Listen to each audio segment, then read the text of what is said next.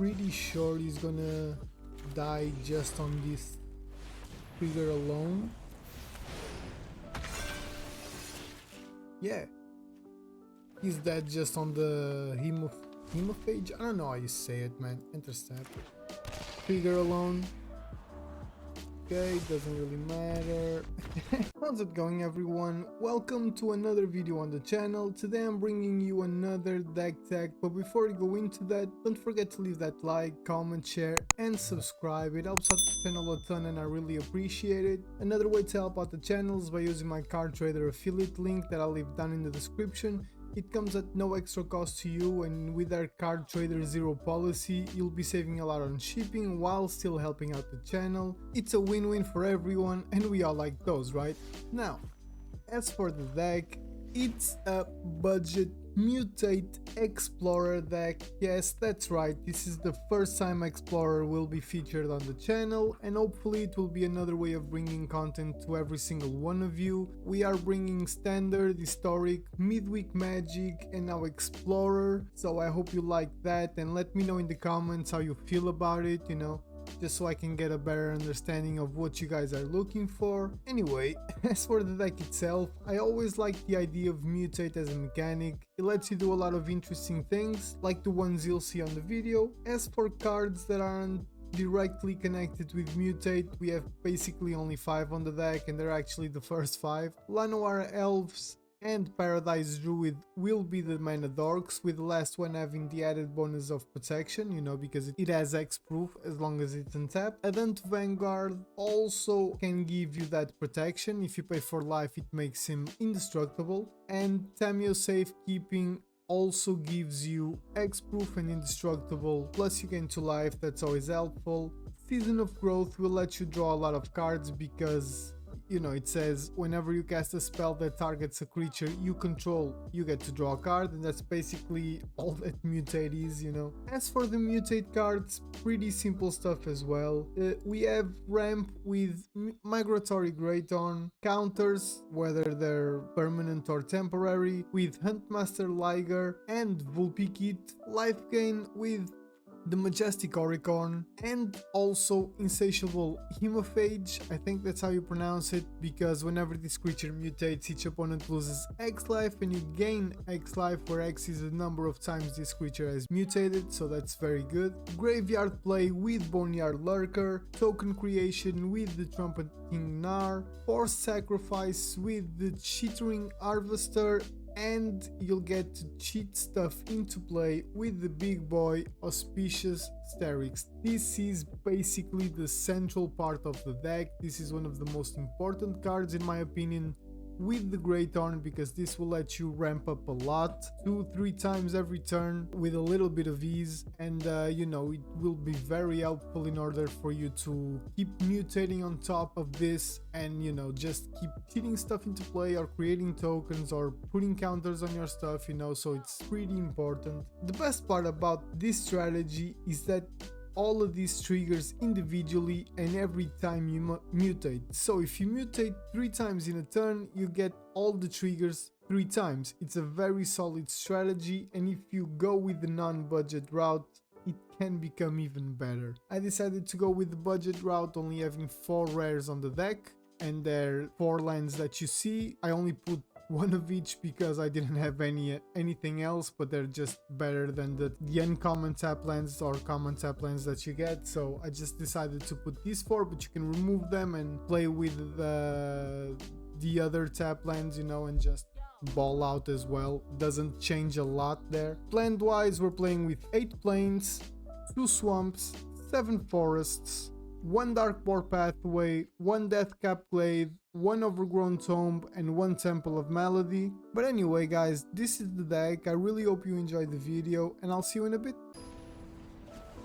I've always been very interested in this Mutate ability, and when I saw this deck, I don't really remember where, I apologize. It's a little different again, but not too different obviously, but you know, once I saw this deck, I said, okay, this is great. I shouldn't have kept this hand. I don't know why I kept it, because I have no play. in the first couple of turns, so this was dumb of me. And clearly Minion of the Mighty is a fantastic card if you don't know it. Very easy to make Minion of the Mighty a huge threat. Again, dumbass for keeping this hand. It makes zero sense. Absolutely zero sense.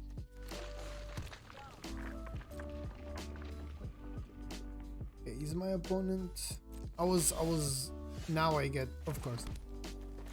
This is annoying. Okay, so I'm doing this, and then next turn I'll start putting creatures on top.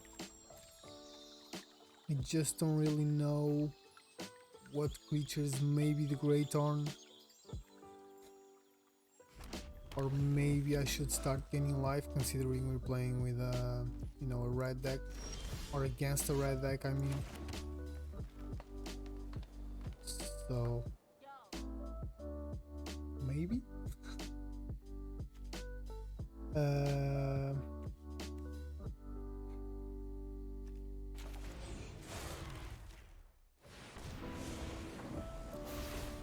obviously over gaining some life. I'm not going to attack.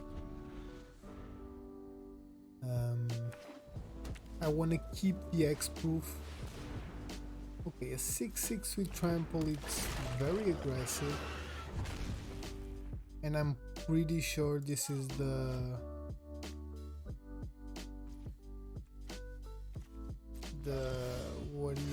how do you say it, the whole point of the deck. Under, I'll go get a black one because I don't really have one, and I can do that, I just don't want to.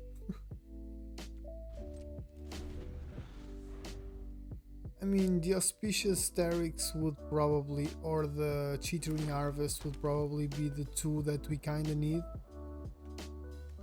I can make it indestructible for a while, for a turn basically, but still, that's not ideal. I'm probably just gonna keep the... My goal right now is to keep putting stuff on top of the Majestic Auricorn, just so I can try and gain as much life as possible every turn.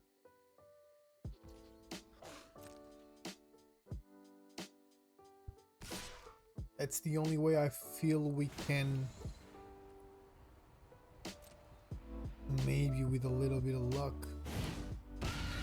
Okay, so Torbran, I can use that on Torbran and block. Let me see. Okay, I'll block that.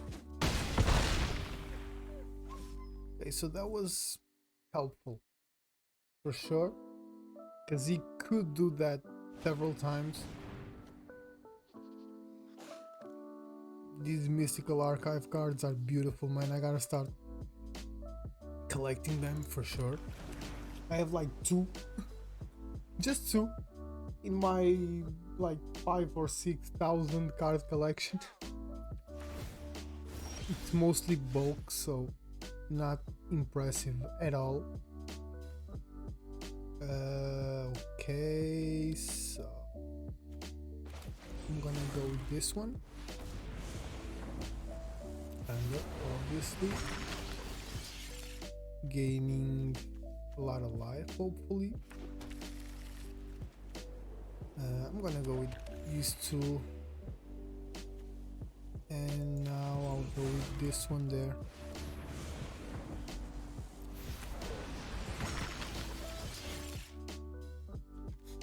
And it doesn't really matter, but I'm gonna have a lot of land. Okay, so we're on 30 life. I really don't know how we're gonna get out of this, because even with the Sterix, it's only a 6/6. And unless I have Tamio Safekeeping in hand, I don't know how we're gonna get out of this, but you know. So we might have to take a lot of damage, So we're talking about 8, right?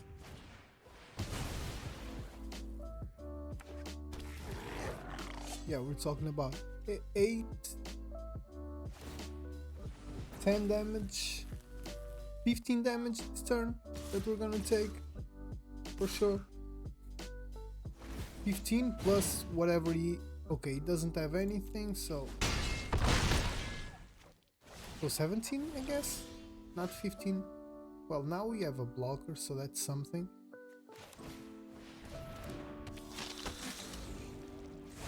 I'm gonna mutate. And we're being very unlucky with the draws, unfortunately. But again, we have 2 blockers now. I could attack with that one, but I don't want to lose my X-proof. So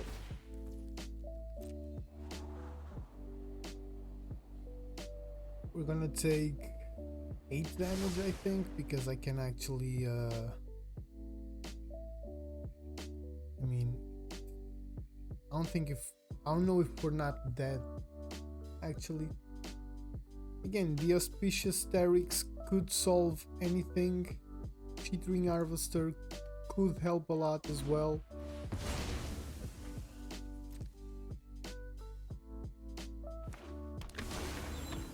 Okay, right to a Storm Seeker, that's fine, I guess, because I can just block. I can pay 4 life and make the Vanguard, how do you say it, indestructible, meaning that I'll lose 4 life but I won't lose the Vanguard, so that's something. So I'll do this and I'll do this. I'll pay 4 life. I won't lose that one.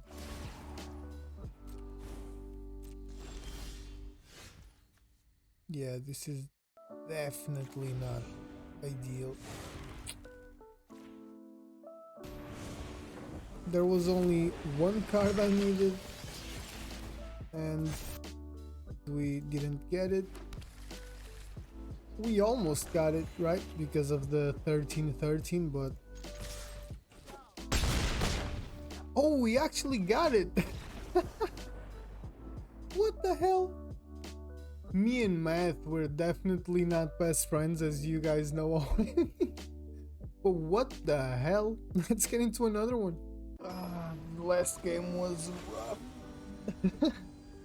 Not last game you guys saw, because the only rough thing about that was me getting my ass kicked by Math on camera again. I'm gonna keep it just because of Paradise Druid, basically.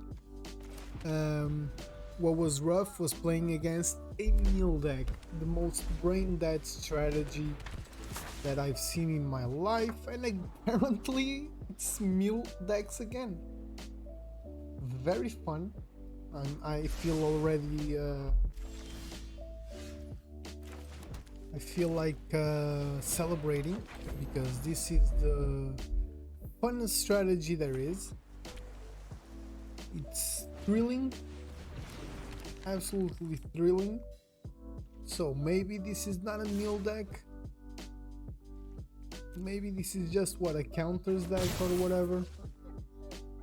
No, this is definitely a meals deck. I never heard about Folio of Fancies, but I'm already annoyed. So, you know, that's something, I guess. Over. So we'll get... We have a black source in hand, so that... I'm not gonna attack because... Why should I? At least he doesn't have a Ruin Crab, so that's a little better. Okay, Omen of the Sea. This has been a weirdish meal deck so far, but I guess he needs card draw. obviously. So let me see what I sorry, let me see. Good plane. That's not terrible. Okay, so gaining life doesn't really do a lot. I feel this is a little bit better. Under obviously. Having vigilance would be better, but I don't, so I could play this again. I just don't want to. I'm being a little safe because yeah, the one blue mana open, that means Fading Hope could, whenever you cast a blue spell, target player mills 2 cards obviously, so I'm gonna be milling what, 4 cards this turn. Nothing too crazy. This one, no. I have one that gives me vigilance. I don't really remember which one it is.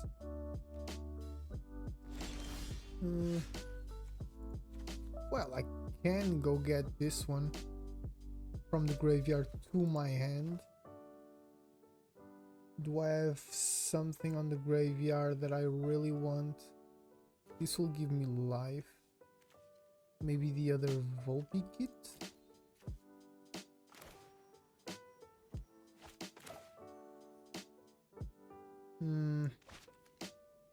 Okay, so first I'm gonna do this.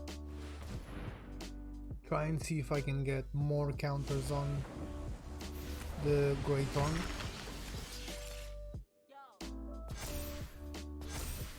So 6, 7. And now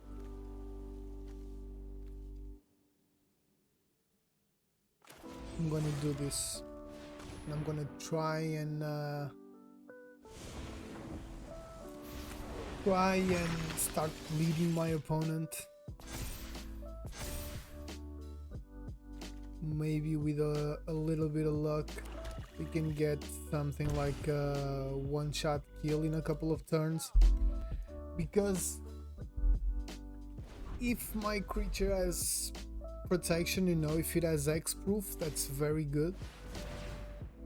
Even if I'm milling a lot of cards every turn.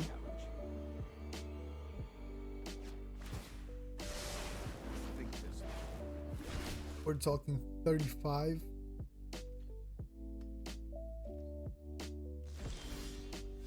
Okay, so I have a lot of mana.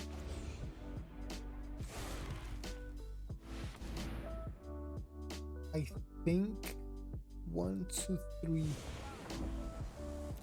under obviously. I think we might have this turn already. Again, Matt and me were not best friends as you know, but yeah, we have it. It's a flyer. This is kind of indifferent, but why not? I think we got this. Let me see how much will he lose just by the... I think, yeah, he just quit because he knew what was about to happen. Let's get into another one. Pretty solid win. Like, I don't know how you guys feel about me playing on play instead of ranked, you know, like I'm a competitive person, but I don't think, you know, games wise, especially on video, I don't think I want to bring that competitiveness, you know, that competitive side forward. I have to mulligan, I have nothing to do. Okay, I'll keep this one and I'll probably take out that one, it's too expensive. But these 3 will be very helpful. And we got the one that's very important, obviously. We can actually already on turn 2 use it. Okay, this is a landfall deck. So I think we're pretty safe doing this right now. And already gaining... I'm gonna go with swamps because I have a lot of stuff here. And already starting to, you know, do something. I just need basically 1 turn. If this doesn't die right now, we're safe, we're solid. Feature and our land card. Okay, so I think we're pretty safe on this one because next turn we can vote keep. Yeah, I'm definitely gonna go with this. Under, because it's bigger. And now we have Tamio safekeeping, you know, for protection, obviously. I have a plane, so let me go with that. Doesn't really matter. Now I can start swinging. And hopefully we can get some big, you know, mutating cards. If that makes any sense. Because we'll need it. We'll need the auspicious Terix and the shattering no sé qué. Shattering so and so. Sorry, I got a little Portuguese there for a second. Okay, we got another one. So we have 3, 4, 5, 6. We can actually mutate twice, making this a big one and getting a lot of mana. I don't know if I want to mutate twice though, because I really want to protect it with the... I want to have the option of protecting it with the Tamio safekeeping, you know, because he might have something there that kills the Great Horn and I'll be basically on, you know, turn 1 again if that happens. That's like the worst part about the... So he's getting a lot of life, but with the right card we're solid. But that's kind of the worst part about using a mutate deck, is that you usually put all your eggs in one basket, and if you cannot protect it, you're kinda screwed. But you know, right now I feel we're a little solid. Another Vulpix, that's definitely a good thing.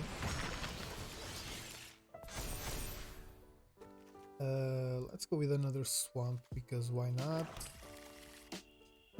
And again, I'm just gonna try and protect it.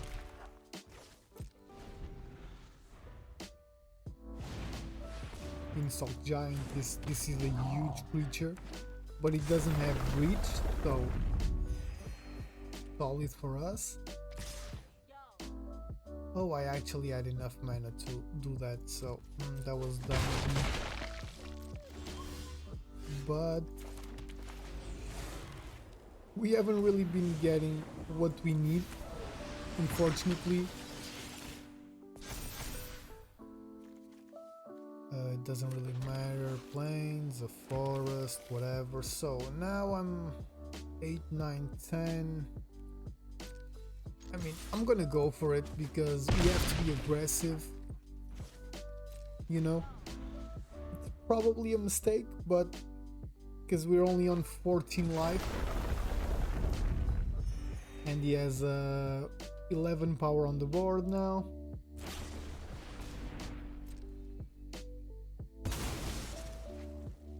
So what, 12 power on the board? I don't mind him gaining the life, sorry. Yeah, we're done. Exactly. Oh no, because we can use Tamio safekeeping actually. Yeah, we can use Tamio safekeeping in steel. 11, 12, 13, right? So I think... Okay, we went to 1 life. That's something. Over. 12, 12. 14, 14.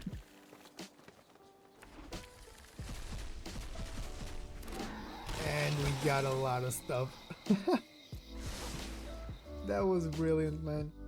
So now I can actually attack with the Tamio safekeeping, and we'll have a lot of ways to protect ourselves. We have a lot of blockers, that's what I mean. Okay, another Beanstalk Giant. That doesn't really scare me right now.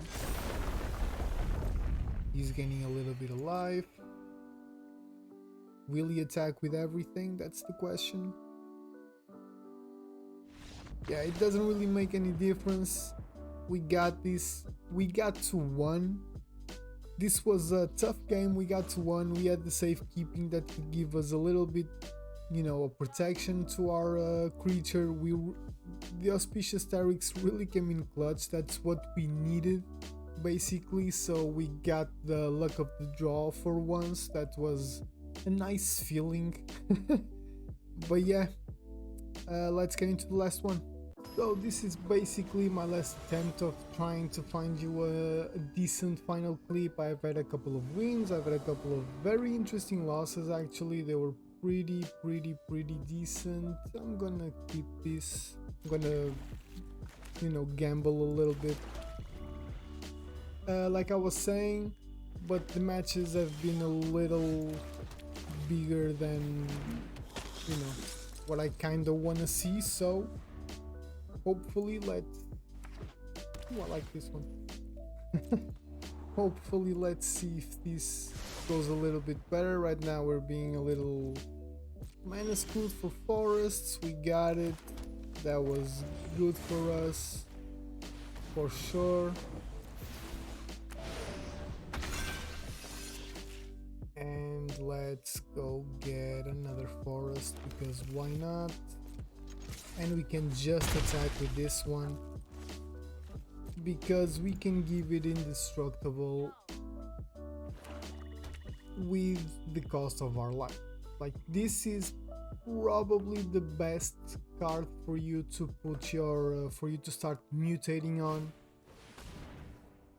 but you know,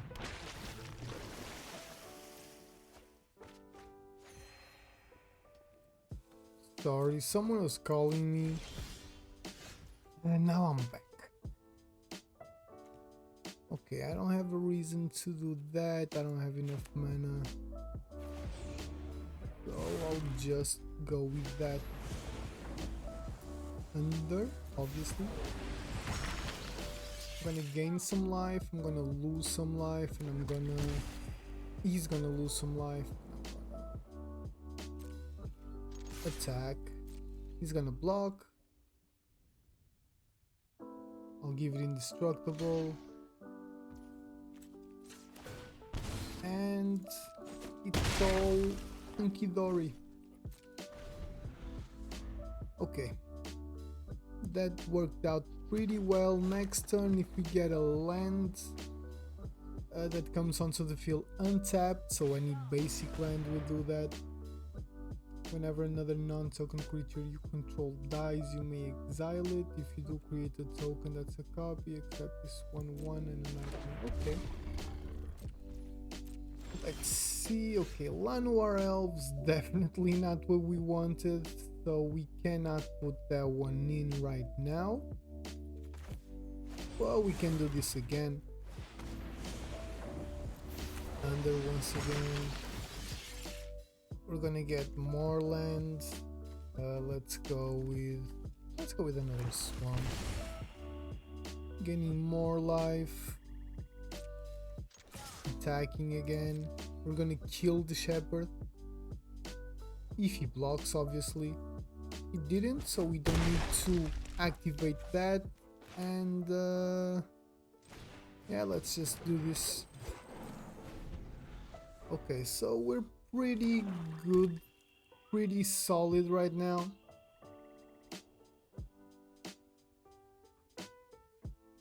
Let's see. Okay, got a blocker, but we're gonna put the Sterix next turn. It's gonna be much better for us. He's attacking. I'm pretty sure he's gonna die just on this trigger alone. Yeah, he's dead just on the hemophage. I don't know how you say it, man. Intercept. Trigger alone. Okay, doesn't really matter. We got the win. So, you know, this was a pretty solid way of ending the video. Not ending the video, we still have the final thoughts, but the game clips, can't complain about it. Let's get into the final thoughts. So, final thoughts, like I said, very solid deck. We got some incredible matchups and I never felt that we couldn't win a game. Even when we didn't, no game was like a clear beating, so that's great in my book. It shows the versatility of the deck. The best cards are definitely, at least for me, Migratory Great Thorn. It solves every mana issue you might have. You know, we're only playing with 2 swamps, so they might be a little difficult to get, but you know, this solves it basically. Vulpikit is also very decent. It can make your creatures huge, and Auspicious Terix for me is the MVP. Honorable mention goes to Wadanto Vanguard for obvious reasons. You know, you could see in the on the video, it was very helpful. I would probably change cards like Trumpeting Gnar and Boneyard Lurker. Teetering Harvester could probably get a couple more copies on the deck, you know, it rarely showed.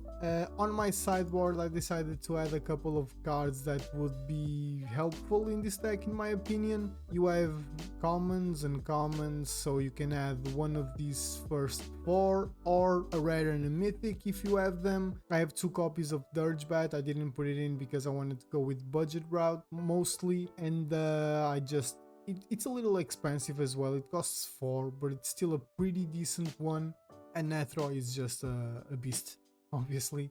But anyway, this was it. This was the video, everyone. I really hope you enjoyed it. And if you did, don't forget to leave that like, comment, share, and please subscribe. I really appreciate it. And yeah, I'll see you on the next one.